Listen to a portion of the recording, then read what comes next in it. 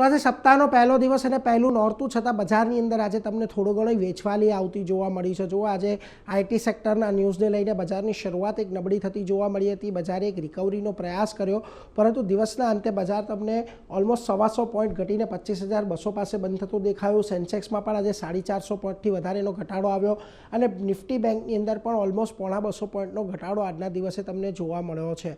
આ ઉપરાંત તમે મિડ કેપ અને સ્મોલ કેપ પર આવો, ત્યાં પણ આજે વેચવાલી સહિતનો કારોબાર છે. જુઓ લગભગ 400 પોઈન્ટની વેચવાલી મિડ કેપમાં આવી. આ ઉપરાંત સ્મોલ કેપમાં પણ લગભગ 1% ઘટાડો આજે આપણે જોયો છે.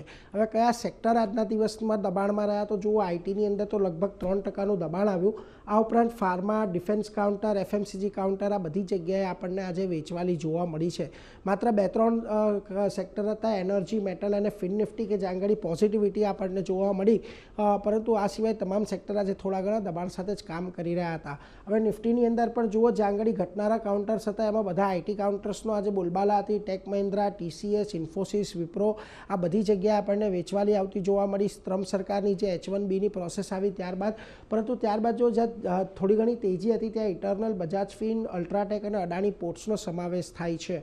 મિડકેપના ફ્રન્ટ પરથી પણ મિડકેપ આઈટી કંપનીઓમાં તમને થોડું ઘણું દબાણ દેખાયું. એમ્ફેસિસ, કોફોર્જ, પર્સિસ્ટન્ટની અંદર અને સોના BLW પણ આજે થોડોક ઘટીને બંધ થયો છે. પરંતુ જ્યાં તેજી હતી ત્યાં અડાણી ટોટલ ગેસ જોઈ લો, લગભગ 20% જેટલો વધ્યો છે. આ ઉપરાંત હુડકો, મુથુટ ફાઇનાન્સ, MRF જેવા કાઉન્ટર રહ્યા કે જ્યાં આગળ થોડી ઘણી ખરીદદારી રહી.